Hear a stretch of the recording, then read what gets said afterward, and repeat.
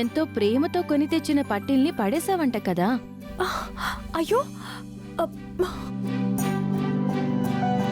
అయ్యో రామా, అవును కదా. మన మధ్య గొడవలుంటే మాత్రం నేనిచ్చిన వాళ్ళ పడేయటం పద్ధతేనా? ఇంతకుముందు ఒకసారి నువ్వు నా కోసం కొన్న రింగ్ని తీసేశానని అది మనసులో పెట్టుకొని ఈ విధంగా చేస్తున్నావా? ఇలా చేయటం నన్ను అవమానించడమే కదా. అయ్యో, నేనెందుకు అలా చేస్తాను బావా? నేను కావాలని చేయలేదు. ఇవి పడిపోయిన సంగతి కూడా నాకు నిజంగా తెలీదు. అసలు రెండూ ఓడిపోవడం ఏంటి? ఎప్పుడూ ఇలా జరగలేదు. విచిత్రంగా ఉంది తెలుసా? ఏదో మంచి జరగడానికే ఇలా జరిగినట్టుంది.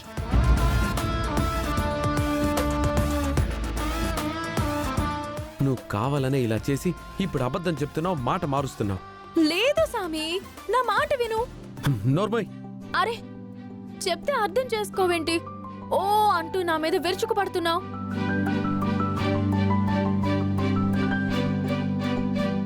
నువ్వంటే ఇష్టం లేకపోతే పట్టీలే కాదు, కాళ్ళకి మెట్టెలుండవు, మెడలో మంగళసూత్రాలు కూడా ఉండవు. అర్థమైందా?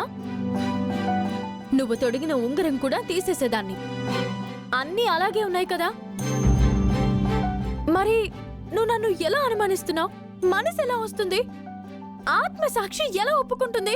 ఇంకాపు నీ నాటకాలు. బాబోయ్, ఈ మనిషి వినడేంటి? ఇవి నీకిచ్చినప్పుడు ఎలా ఇచ్చానో తెలుసా? ఎలా ఇచ్చావు? గుర్తులేదే. ఏమి గుర్తుండవు. ఇలా వచ్చి కూర్చో, చెప్తాను ఎలా గుర్తు చేయాలో నాకు తెలుసు. కూర్చో.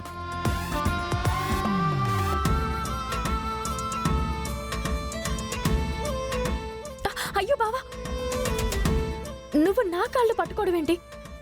ఎవరైనా చూస్తే ఏమనుకుంటారు? అతి చేయకు.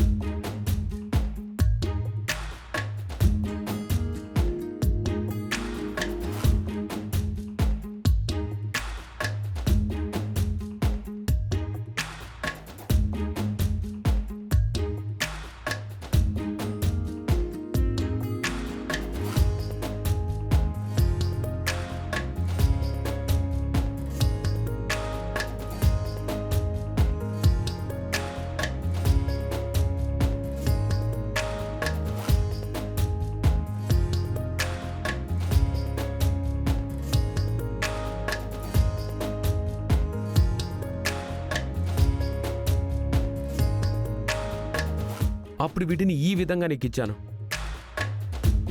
థ్యాంక్స్ బావా.